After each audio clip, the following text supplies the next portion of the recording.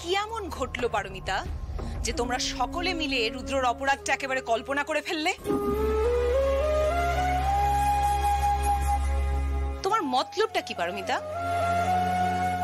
আমি শুনলাম অংশুমান নাকি রুদ্রর উপর খুব বেশি হম্বিতম্বি করছে। ভুলে যেও না, রুদ্র রায়চৌধুরী পরিবারের জামাই, ওর স্থান আলাদা। আর তুমি অংশুমানকে বেশি বাড়াবাড়ি করতে বারণ করো। কি ব্যাপার, কি সবাই তো চেঁচামেচি কেন করছো? মা, জেঠিমণি আমাকে রুদ্রদার বেলের জন্য অ্যাপিল করতে বলছে। তোকে?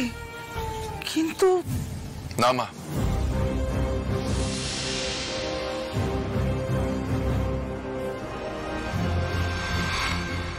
রুদ্রর হয়ে ধানু কোর্টে কোনো রকম মামলা লড়বে না। এটা আমার সিদ্ধান্ত।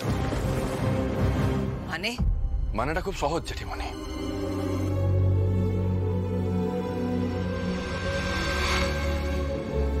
ছোটবেলা থেকে জেঠুমণি আমাদের শিক্ষা দিয়ে এসেছেন যে অন্যায় যে করে আর অন্যায় যে সহ্য করে দুজনেই সমান অপরাধী।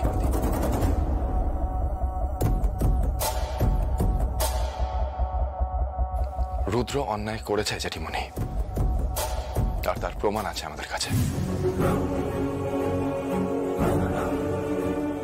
কি প্রমাণ রোহিতদা? ওই ফুলকির দিদি আর ওই দলবলরা? ওরা যে সত্যি কথা বলছে তার কি কোনো সত্যিই প্রমাণ আছে?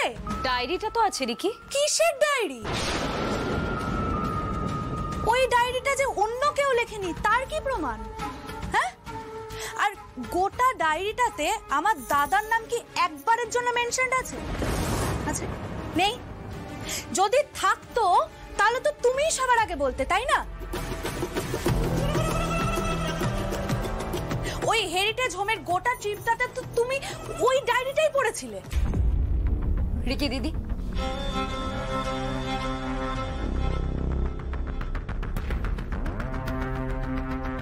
আমার দিদি এত বছর ধরে নিজের পরিবারকে ছেড়ে, নিজের আত্মীয় স্বজনকে ছেড়ে নিজেকে তৈরি করছিল শুধুমাত্র জামাইবাবুর ওপর প্রতিশোধ দেবে বলে।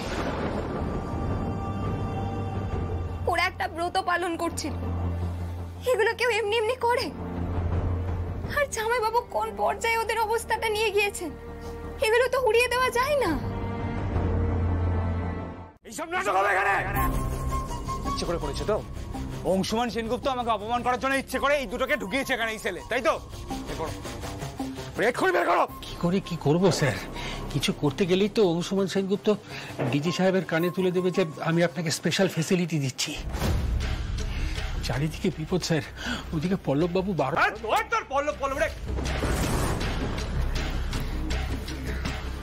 একে দিয়ে কিচ্ছু করতে পারছো না। এবার যেটা বলছিস সেটা ভালো করে শোনো, সেই কাজটা তোমাকে করতেই হবে। আমি জানি না কি করে করবে, বুঝতে পেরেছো?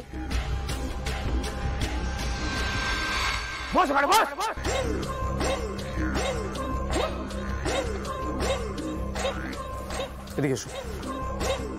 আমি যেটা করতে বলবো সেটা করতে পারলে ওদের প্রত্যেকের মুখে কালকে কোর্টে চুনকালি পড়বে, বুঝতে পেরেছো? ভালো করে শোনো, ভালো করে বোঝো। মুখ তোলো।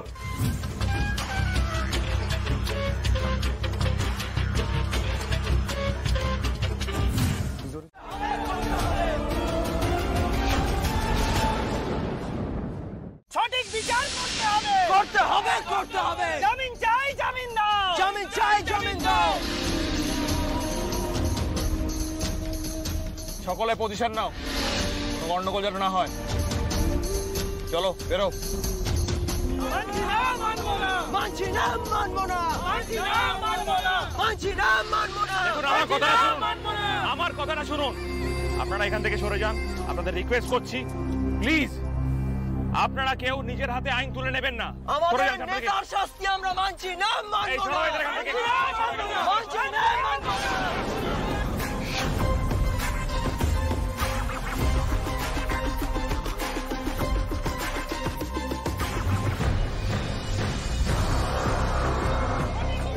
দর্শকের উদ্দেশ্যে জানাচ্ছি, রুদ্ররূপ সান্যাল, যাকে আপনারা খুব ভালো করেই চেনেন, যার জনদরদি ভাবমূর্তি প্রবলভাবে নষ্ট হতে চলেছে কিছু গুরুতর অভিযোগের ভিত্তিতে।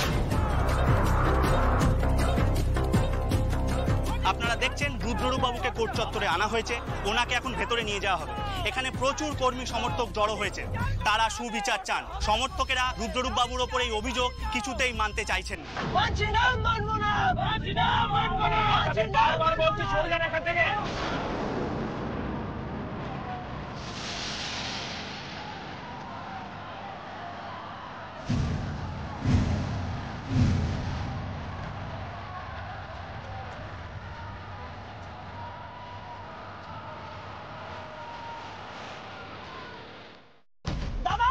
আমরা আছি আপনার পাশে, আপনার উপর ওটা কোনো অভিযোগ আমরা মানছি না, মানবো না, মানছি না, মানবো না।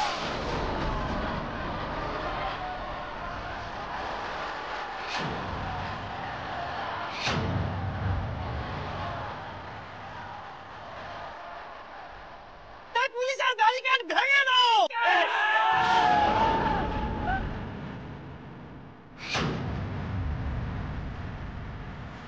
দেখুন আপনাদেরকে বলছি, চলে যান সবাই এখান থেকে।